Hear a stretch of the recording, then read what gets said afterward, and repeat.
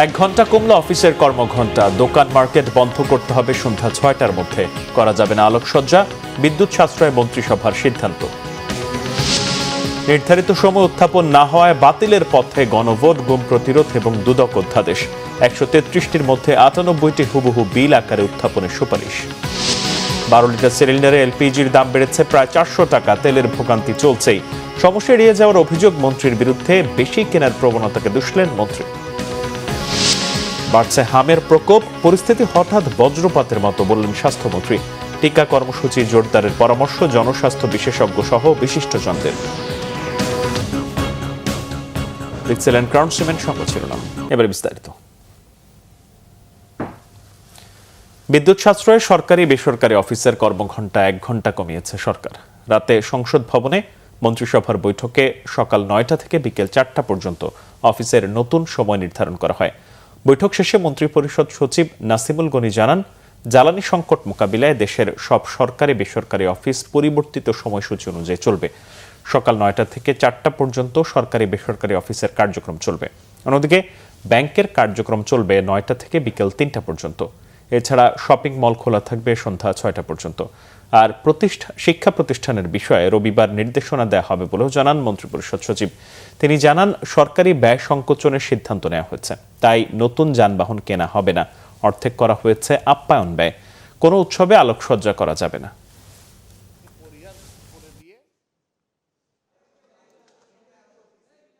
অফিসগুলো আমরা কমিয়ে নিয়ে আসতেছি 1 ঘন্টা করে। 9টার থেকে 4টা পর্যন্ত অফিস চলবে, সকল অফিস।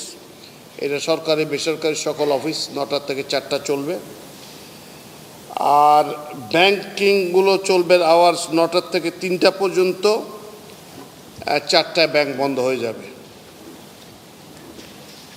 শিক্ষার বিষয়ে শিক্ষা মন্ত্রণালয়ে যে বিভিন্ন জায়গায় যে চাহিদা আছে বিভিন্ন পর্যায়ে, সেটা বিবেচনা করে নিয়ে রোববার থেকেই কিছু আলাদা নির্দেশনা দেওয়া শুরু করবেন ইনশাল্লাহ। সকল ধরনের মার্কেট 6টার পরে কোনো মার্কেট চলবে না। খাবার দোকান, ওষুধের দোকান, এইরকম জরুরি যেটা অর্থবার্ষিক সবার সবসময় যা থাকে সেগুলা খোলা থাকবে। দেখেন, যুদ্ধটা না থামলে মেজরিটি তেল, আমাদের 80% তেলই আসে মধ্যপ্রাচ্য থেকে, অন্যান্য জায়গা থেকেও আসে। এখন সেসব জায়গা থেকে আসা শুরু করবে। দুর্গাপুজো উপলক্ষে ছুটি 3 দিন করা সহ হিন্দু সম্প্রদায়ের বিভিন্ন দাবি পর্যায়ক্রমে বাস্তবায়নের আশ্বাস দিয়েছেন প্রধানমন্ত্রী তারেক রহমান। গতকাল সচিবালয়ে প্রধানমন্ত্রীর সাথে সাক্ষাতের পর বাংলাদেশ পূজা উদযাপন পরিষদের নেতারা এই তথ্য জানান। পরিষদের সাধারণ সম্পাদক সন্তোষ শর্মা বলেন, হিন্দু সম্প্রদায়ের দাবি ও সমস্যা নিয়ে প্রধানমন্ত্রীর সাথে আন্তরিক পরিবেশে আলোচনা হয়েছে। 5 অগাস্ট পরবর্তী সময়ে হিন্দু সম্প্রদায়ের নামে করা মামলা প্রত্যাহার, জাতীয় জীবনের সকল পর্যায়ে প্রতিনিধিত্ব নিশ্চিত করা, ফেসবুকে মিথ্যা অভিযোগে লুটপাট, ধ্বংসযজ্ঞ ও হত্যাযজ্ঞের বিচার দাবি করা হয়েছে বৈঠকে। প্রধানমন্ত্রী তারেক রহমান পর্যায়ক্রমে এসব দাবি পূরণের আশ্বাস দেন। সন্তোষ শর্মা জানান, তাদের অনুরোধে তাৎক্ষণিকভাবে বিজন কান্তি সরকারকে তার বিশেষ সহকারী হিসেবে নিয়োগ দিয়েছেন প্রধানমন্ত্রী।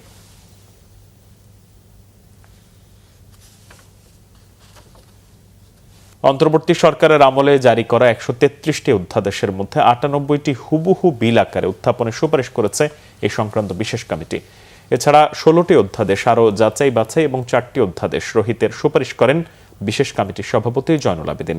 এর ফলে নির্ধারিত সময়ের মধ্যে উত্থাপন না হওয়ায় গণভোট, গুম প্রতিরোধ এবং দুর্নীতি দমন কমিশন সংক্রান্ত অধ্যাদেশ স্বয়ংক্রিয়ভাবে বাতিলের পথে। চিফ হুইপ নুরুল ইসলাম মনি জানিয়েছেন, 9 এপ্রিলের মধ্যে যেসব অধ্যাদেশ উত্থাপন হবে না তা স্বয়ংক্রিয়ভাবে বাতিল হবে। জিয়াউল হক সবুজের রিপোর্ট। স্পিকার হাফিজ উদ্দিন আহমদের সভাপতিত্বে বৃহস্পতিবার বিকেলে শুরু হয় সংসদ অধিবেশন। এতে 133টি অধ্যাদেশ যাচাই বাছাই শেষে সংসদে প্রতিবেদন উত্থাপন করেন বিশেষ কমিটির সভাপতি অ্যাডভোকেট জয়নুল আবেদিন। আমি গণপ্রজাতন্ত্রী বাংলাদেশের জাতীয় সংসদের কার্যপ্রণালী বিধি 211 বিধি 1 উপবিধি অনুযায়ী কমিটির রিপোর্ট এই মহান সংসদে উপস্থাপন করছি। জুলাই অভ্যুত্থানকারীদের দায়মুক্তি দিয়ে করা জুলাই গণ অভ্যুত্থান অধ্যাদেশ সহ 98টি বিল আকারে উত্থাপনের সুপারিশ করেছে বিশেষ কমিটি। কমিটিতে প্রেরিত 133টি অধ্যাদেশের মধ্যে 98টি অধ্যাদেশ উত্থাপিত আকারে এখানে সংলগ্ন ক 15টি অধ্যাদেশ সংশোধিত আকারে সংলগ্ন খ এবং সংশ্লিষ্ট মন্ত্রণালয়ের মাধ্যমে সংসদে বিল উত্থাপনের জন্য সুপারিশ করে। বাকি 20টির মধ্যে 16টি অধ্যাদেশ সংসদে এখনই বিল আকারে উত্থাপন না করে পরবর্তীতে যাচাই বাছাই করে অধিকতর শক্তিশালী করে নতুন বিল উত্থাপনের সুপারিশ করা হয়েছে। এদিন সংসদে বেসরকারি সদস্যদের 5টি সিদ্ধান্ত প্রস্তাব উত্থাপন হলেও গৃহীত হয়নি। স্পিকার সংসদের পরবর্তী অধিবেশন 5 এপ্রিল বিকেল 3:30 পর্যন্ত মুলতবি করেন। রোজ রবিবার বিকাল 3:30 পর্যন্ত মুলতবি করা হলো। পরে চিফ হুইপ নুরুল ইসলাম মনি সাংবাদিকদের জানিয়েছেন, জুলাই সনদ বাস্তবায়নে অটল সরকার, তবে রাষ্ট্রপতি যে আদেশ দিয়েছেন তা তিনি করতে পারেন না বলে মন্তব্য করেন তিনি। অসত্য কথা মানুষকে বলা হয়েছে জুলাই সনদের আমার বিপক্ষে। আমরাই মূলত জুলাই সনদের পক্ষে, বিএনপি জুলাই সনদের পক্ষে। তার অক্ষরে অক্ষরে প্রতিটি শব্দ প্রতিফলিত হবে এবং এটার জন্য আমরা বদ্ধপরিকর, আমরা উইল ডু ইট। রাষ্ট্র কাঠামোর যে উপাদানগুলোর মধ্য দিয়ে জনজীবনকে নাস্তানাবুদ করে দেওয়া যায়, সেই বিষয়গুলোতে যে সংশোধনীগুলো নিয়ে আসা হয়েছিল, রাষ্ট্রীয় প্রতিষ্ঠানগুলোতে, সাংবিধানিক প্রতিষ্ঠানগুলোতে বড় বড় যে কাঠামোগুলো আছে সেখানে যে ধরনের সংস্কার চাওয়া হয়েছিল, সেই সংস্কারগুলো তারা আসলে চায় না। এই বিষয়টা আমাদের কাছে খুবই আশা হত করেছে আমাদেরকে। ইতিমধ্যে কার্যকর হয়ে গেছে এমন অধ্যাদেশ নতুন করে আইনে পরিণত করার প্রয়োজন নেই বলেও জানান চিফ হুইপ। এবং প্রেসিডেন্টের পাওয়ার। জিয়াউল হক সবুজ, বাংলা ভিশন, ঢাকা। জাতীয় সংসদে তির্যক ও পাল্টাপাল্টি বক্তব্য দিয়েছেন বিরোধী দলীয় নেতা ডাক্তার শফিকুর রহমান এবং স্বরাষ্ট্রমন্ত্রী সালাউদ্দিন আহমদ। জামাতের আমির স্বরাষ্ট্রমন্ত্রীকে সত্যকে মিথ্যা এবং মিথ্যাকে সত্য বানাতে দক্ষ বলে কটাক্ষ করেন। জবাবে মিথ্যা শব্দটি অসংসদীয় আখ্যা দিয়ে সংসদের কার্যবিবরণী থেকে বাদ দেওয়ার দাবি জানান স্বরাষ্ট্রমন্ত্রী। মাননীয় সদস্য এবং স্বরাষ্ট্রমন্ত্রী আমরা কালকে চলে যাওয়ার পরে আমাকে ভালোবেসে একটা কথা বলেছে। তিনি বলেছেন যে আমি একটি অসত্য কথা এখানে বলে গেছি। আমি এটা জানতে পারলাম। তা আসলে আল্লাহ তাআলা তাকে অপূর্ব দক্ষতা দিয়েছেন। জাস্ট বোতলটা পরিবর্তন করে মেটেরিয়ালসটা ঠিক রেখে তিনি সত্যকে মিথ্যা হিসাবে এবং মিথ্যাকে সত্য হিসাবে চমৎকারভাবে পরিবেশন করতে পারেন। এই জন্য শুধু তাকে ধন্যবাদ জানানোর জন্য আমি এখানে দাঁড়িয়েছি মাননীয় স্পিকার। এই মুহূর্তে মাননীয় বিরোধী দলীয় নেতা 2টা অসংসদীয় শব্দ ব্যবহার করেছেন, সেটা হচ্ছে মিথ্যা। এটা অসত্য বললে আমি আপত্তি করতাম না, এই যে আমি কালকে মিথ্যা বলেছি বয়ান, তো এইটা মিথ্যা শব্দটা অসংসদীয় হিসেবে এটা এক্সপান্স করার জন্য আমি অনুরোধ জানাই। জ্বালানি তেলের সংকট আতঙ্কের মধ্যেই ভোক্তা পর্যায়ে তরলীকৃত পেট্রোলিয়াম গ্যাস এলপিজির দাম বাড়িয়েছে Bangladesh energy regulatory commission BERC. নতুন দামে 12 কেজির এলপিজি সিলিন্ডার 1341 টাকা থেকে বেড়ে 1728 টাকা করা হয়েছে। এর ফলে 12 লিটার সিলিন্ডারে ভোক্তাদের অতিরিক্ত 387 টাকা ব্যয় বাড়ল। নতুন এই দাম গতকাল থেকেই কার্যকর হয়েছে। বৃহস্পতিবার বিইআরসি কার্যালয়ে এই নতুন দাম ঘোষণা করেন সংস্থাটির চেয়ারম্যান জালাল আহমেদ। বিভিন্ন ওজনের এলপিজি সিলিন্ডারের মূল্য সমন্বয় করা হয়েছে। এর মধ্যে 5.5 কেজির সিলিন্ডার 792 টাকা, 12.5 কেজি 1801 টাকা, 15 কেজি 2161 টাকা, 16 কেজি 2305 টাকা, 18 কেজি 2593 টাকা এবং 20 কেজি সিলিন্ডারের দাম 2881 টাকা নির্ধারণ করা হয়েছে। এছাড়া এলপিজির পাশাপাশি অটো গ্যাসের দামও বাড়িয়েছে বিইআরসি। 17 টাকা 94 পয়সা বাড়িয়ে প্রতি লিটার অটো গ্যাসের নতুন দাম নির্ধারণ করা হয়েছে 79 টাকা 77 পয়সা। তেলের জন্য দীর্ঘ লাইন রাজধানীর পেট্রোল পাম্পগুলোতে। জ্বালানি তেলের মজুদ পর্যাপ্ত আছে সরকারের পক্ষ থেকে বারবার বলা হলেও মানুষের আতঙ্ক কাটছে না। অধিকাংশ পাম্পে ঝোলানো তেল নেই বোর্ড। যেসব পাম্পে তেল আছে সেখানে দীর্ঘ লাইন। এর মধ্যেও চলছে অবৈধ মজুদ ও কালো বাজারে 3 গুণ দামে বিক্রি। ঢাকার বিভিন্ন এলাকা ও ঢাকার বাইরের বিভিন্ন জেলায় প্রতিদিন সকাল থেকে রাত পর্যন্ত অনেক পাম্পে মোটরসাইকেল, প্রাইভেট কার সহ পরিবহনের দীর্ঘ লাইন তৈরি হচ্ছে। অনেক চালক অভিযোগ করেছেন সরবরাহ স্বাভাবিক থাকার কথা বলা হলেও বাস্তবে তা মিলছে না। ঘন্টার পর ঘন্টা অপেক্ষায় তৈরি হচ্ছে বাড়তি ভোগান্তি। উদ্বেগ বাড়ছে মজুদ প্রবণতা। অনেকে চেষ্টা করছেন প্রয়োজনের তুলনায় বেশি তেল সংগ্রহের।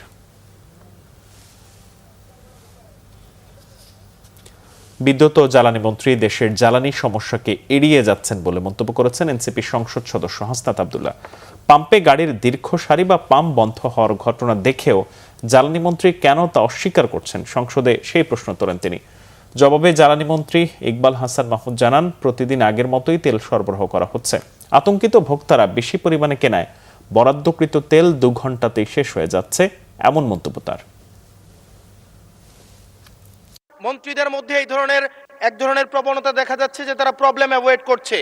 আমার মন্ত্রী মহোদয়ের কাছে প্রশ্ন, উনি কি দেখতে পাচ্ছেন না যে গাড়ির দীর্ঘ সারি এবং গ্র্যাজুয়ালি যে পাম্পগুলো বন্ধ হয়ে যাচ্ছে, সেবা কার্যক্রম বিঘ্নিত হচ্ছে, স্কুল বন্ধ হয়ে যাচ্ছে?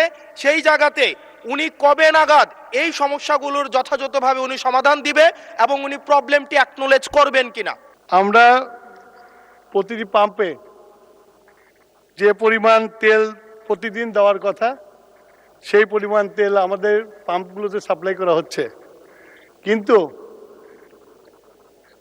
ইরান ঘটনার পর থেকে হঠাৎ করে বিক্রি বেড়ে গেছে। বিক্রি বাড়া যাওয়ার ফলে যে পেট্রোল পাম্পে যে পরিমাণে তেল দিতাম 1 দিন 1.5 দিন লাগতো বিক্রি করতে, এখন 2 ঘন্টায় শেষ হয়ে যায়। তারপরেও আমরা বাংলাদেশে এটাকে সুষ্ঠুভাবে চালিয়ে নেওয়ার চেষ্টা করছি, কিন্তু মানুষের মধ্যে যদি প্যানিক বাইং সৃষ্টি হয় সেটা রোধ করা একটু কঠিন। আমরা মানুষের কাছে অ্যাপিল করছি যে আপনারা যা প্রয়োজন তাই ক্রয় করেন, তার বেশি ক্রয় করেন না। দেশ জুড়ে বাড়ছে হামের প্রাদুর্ভাব। টিকা না নেওয়া শিশুদের মধ্যেই বেশি দেখা যাচ্ছে সংক্রমণ, বাড়ছে হাসপাতালে চাপ। এদিকে হামে আক্রান্ত হয়ে শিশু মৃত্যুতে মর্মাহত বলে দুঃখ প্রকাশ করেছেন স্বাস্থ্যমন্ত্রী সরদার মোহাম্মদ সাখাওয়াত হোসেন। পরিস্থিতি নিয়ন্ত্রণে টিকাদান জোরদারের কথাও বলেন তিনি। মেজবা রহমান রিপোর্ট। জ্বর ঠান্ডা নিয়ে কিশোরগঞ্জ থেকে ঢাকার শিশু হাসপাতালে এসেছে 9 মাসের ছোট্ট শিশু আনাস। বাচ্চাকে নিয়ে হাসপাতালে দুয়ারে দুয়ারে ঘুরেও ভর্তি বেড না পেয়ে হতাশায় আনাসের পরিবার। ওর হচ্ছে হাম, নিউমোনিয়া এবং সর্দি কাশি, শ্বাস নিতে কষ্ট হচ্ছে। তো মানে সেট যদি না পায় এখানে তাহলে একটু ভোগান্তিতে পড়তে হচ্ছে আর কি আমাদের, কারণ গতকাল থেকে এখানেই আছি। রাজধানীর শিশু হাসপাতালে ভর্তি অধিকাংশ রোগীর বয়সসীমা 9 মাসের নিচে। অনেকে বয়সসীমা পার করলেও নানা অজুহাতে মেলেনি টিকা।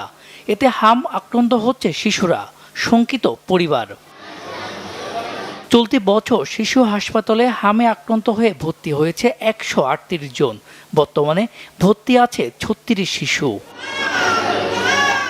সঠিক সময়ে টিকার অভাবেই হঠাৎ হামের এই প্রাদুর্ভাব শুরু হয়েছে বলে বলছেন বিশেষজ্ঞরা।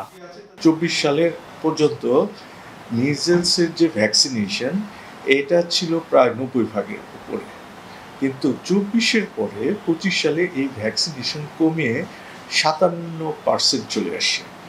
আমরা জানি যে কোনো ভ্যাকসিনেশন প্রোগ্রাম সফল করতে হলে মিনিমাম 70% বাচ্চাদেরকে এই ভ্যাকসিনেশন আওতায় আনতে হবে মিনিমাম।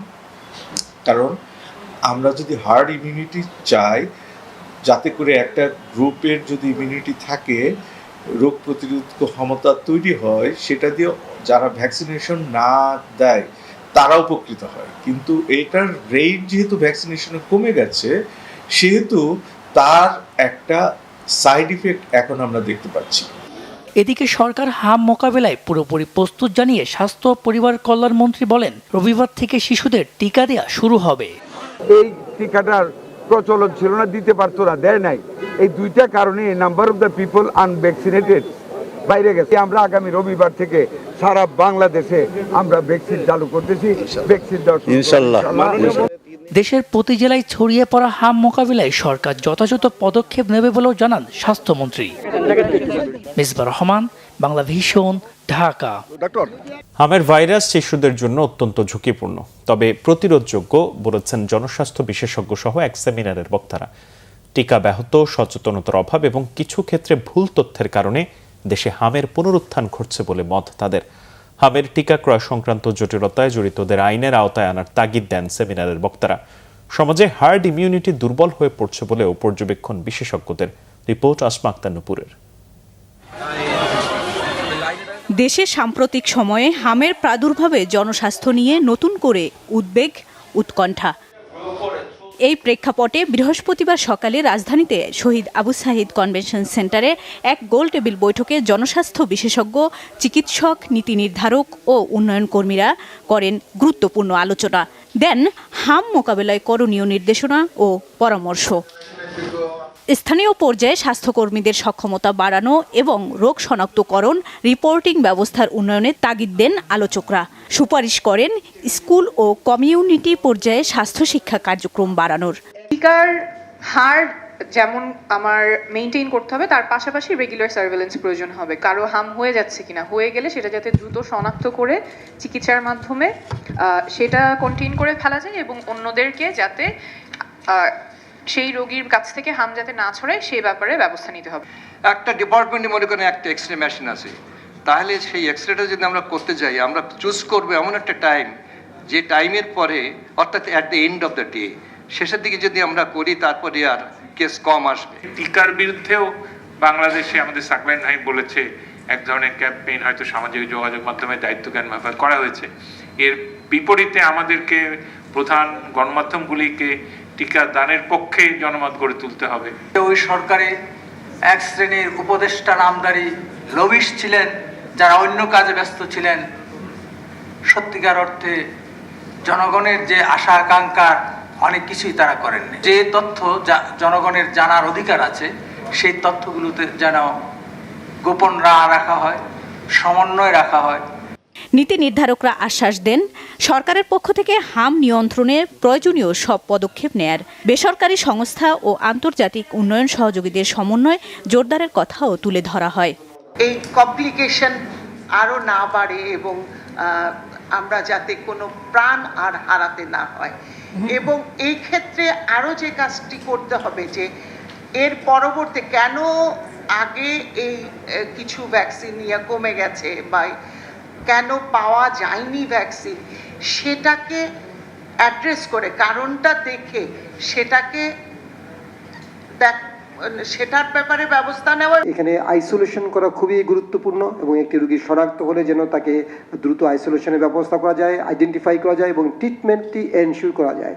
এবং অনেকেই বলেছেন যে তার এই ক্যাম্পেনিংটি যেন লং ক্যাম্পেনিং হয় এবং শুধু নামমাত্র যেন ক্যাম্পেন না হয়। আমরা এখানে শুধুমাত্র হামকে নিয়ে আলোচনা করছি, কিন্তু এটা আলোচনা এসছে, কিন্তু সে হামের টিকা শর্টেজ হয়েছে আজকে ঠিকই, একই সাথে অন্যান্য কন্টাজিয়াস ডিজিজ যেগুলো আছে সেগুলোর যে টিকাগুলো সেগুলোর শর্টেজও কিন্তু আছে এবং একই ধরনের পরিস্থিতির সম্মুখীন হয়তো নিয়ার ফিউচার আমাদেরকে হতে হইতে। জনস্বাস্থ্য বিশেষজ্ঞরা জোর দেন হাম প্রতিরোধে সময়মতো টিকা নিশ্চিতের। পরামর্শ দেন ঝুঁকিপূর্ণ এলাকাগুলোতে বিশেষ ক্যাম্পেইন ও সচেতনতা বাড়ানোর। প্রত্যেকটা ডিস্ট্রিক্ট হাসপাতাল, থানা লেভেলে আলাদাভাবে এটার জন্য ব্যবস্থা করা উচিত বলে আমি মনে করি, কারণ না হলে এটা আরো স্প্রেড অনেক বেশি বেড়ে যাবে। 4 মাস 5 মাস বয়সী শিশুরা মিজলসে আক্রান্ত হচ্ছে, এটা কিন্তু একটু অস্বাভাবিক একটি ঘটনা। তার কারণ হচ্ছে যে এই বয়সের শিশুরা ম্যাটারনাল যে ইমিউনিটি থাকে, মায়ের যে রোগ প্রতিরোধ ক্ষমতা আছে, তা সেখান থেকে মাতৃস্তন্য পানের মাধ্যমে সেই ইমিউনিটি তারা পেয়ে থাকে। তাহলে এখানে একটা লক্ষণীয় বিষয় যে আইদার মায়ের সেই ইমিউনিটি নেই অথবা এই ব্রেস্ট ফিডিং এর প্রবণতাটা হয়তো কমেছে। সম্মিলিত প্রচেষ্টা ছাড়া হামের মতো প্রতিরোধযোগ্য রোগ নির্মূল অসম্ভব বলে অভিমত বক্তাদের। আসমা আক্তার নূপুর, বাংলা ভিশন, ঢাকা। একটি গোষ্ঠী সংসদ সহ বিভিন্ন জায়গায় নিজেদের মত চাপিয়ে দেওয়ার চেষ্টা চালাচ্ছে বলে অভিযোগ করেছেন প্রধানমন্ত্রীর রাজনৈতিক উপদেষ্টা রুহুল কবির রিজভী। গতকাল নর্থ সাউথ বিশ্ববিদ্যালয়ে মহান স্বাধীনতা ও জাতীয় দিবস উপলক্ষে আয়োজিত আলোচনা সভায় কথা বলেন উপদেষ্টা। রিজভী বলেন, এত রক্তের মধ্য দিয়ে পাওয়া গণতান্ত্রিক পদ্ধতি যাতে কিছুতেই বিনষ্ট না হয় সেদিকে নজর দিতে হবে। গণতন্ত্র যাতে শক্ত ভিত্তির ওপর দাঁড়াতে পারে সে লক্ষ্যে সবাইকে ঐক্যবদ্ধ থেকে কাজ করতে হবে বলেও জানান তিনি। বলেন, নিজেদের মধ্যে ঐক্য থাকলে কোনো আধিপত্যবাদী শক্তি আমাদের গ্রাস করতে পারবে না।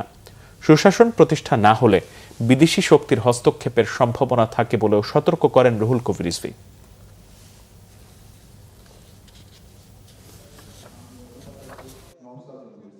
আমারটাই ঠিক, আপনারটা ঠিক না, এই বলে আপনি আমাদের রাস্তাটা, গণতন্ত্রের চর্চার এবং অনুশীলনের রাস্তাটা যেন বন্ধ না হয়। আমি যেটা করতে চাই, আমি যেটা বলতে চাই, এটাই করতে হবে। এটাও কিন্তু গণতান্ত্রিক কোনো চিন্তা চেতনা না, এটাও কিন্তু আপনার মানুষের স্বাধীনতার উপর আক্রমণ, এটাও কিন্তু স্বাধীনতা বিরোধী একটি কাজ। এবি পার্টির চেয়ারম্যান মুজিবুর রহমান মঞ্জু অভিযোগ করেছেন, জুলাই সনদ বাস্তবায়নে বিএনপির কথা ও কাজে মিল নেই। জুলাই সনদ বাস্তবায়ন না হলে জুলাই অভ্যুত্থান ব্যর্থ হবে। রাজধানীর পল্টনে বিক্ষোভ সমাবেশে কথা বলেন তিনি। মুজিবুর রহমান মঞ্জু বলেন, জুলাই সনদ বাস্তবায়ন হলে জুলাই অভ্যুত্থান কিছুটা হলেও সার্থক হবে, অন্যথায় জুলাই অভ্যুত্থান পুরোটাই ব্যর্থ হয়ে পড়বে।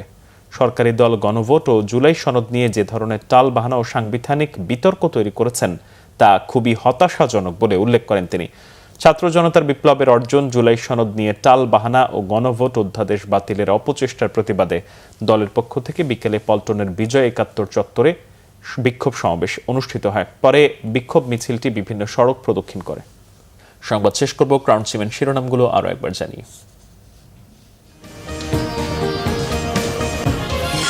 ১ ঘন্টা কমলো অফিসের কর্মঘণ্টা, দোকান মার্কেট বন্ধ করতে হবে সন্ধ্যা ৬টার মধ্যে, করা যাবে না আলোকসজ্জা, বিদ্যুৎ সাশ্রয় মন্ত্রিসভার সিদ্ধান্ত। নির্ধারিত সময় উত্থাপন না হওয়ায় বাতিলের পথে গণভোট, গুম প্রতিরোধ এবং দুদক অধ্যাদেশ। ১৩৩টির মধ্যে ৯৮টি হুবহু বিল আকারে উত্থাপনের সুপারিশ। ১২ লিটার সিলিন্ডারে এলপিজির দাম বেড়েছে প্রায় ৪০০ টাকা, তেলের ভোগান্তি চলছেই। সমস্যা এড়িয়ে যাওয়ার অভিযোগ মন্ত্রীর বিরুদ্ধে, বেশি কেনার প্রবণতাকে দুষলেন মন্ত্রী।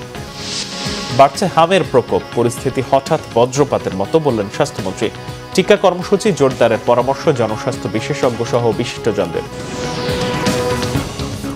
এই ছিল এখনকার মতো। পরের সংবাদ সকাল ১০টায়। এর আগে ৯টায় রয়েছে স্টপ 10 দেখার আমন্ত্রণ রইল। এছাড়া বাংলাদেশের সংবাদ ও সংবাদ সংশ্লিষ্ট অনুষ্ঠান দেখতে ভিজিট করুন www.bbnews24.com ও facebook.com/banglavishnnews এবং সাবস্ক্রাইব করুন youtube.com/banglavishnnews। ধন্যবাদ।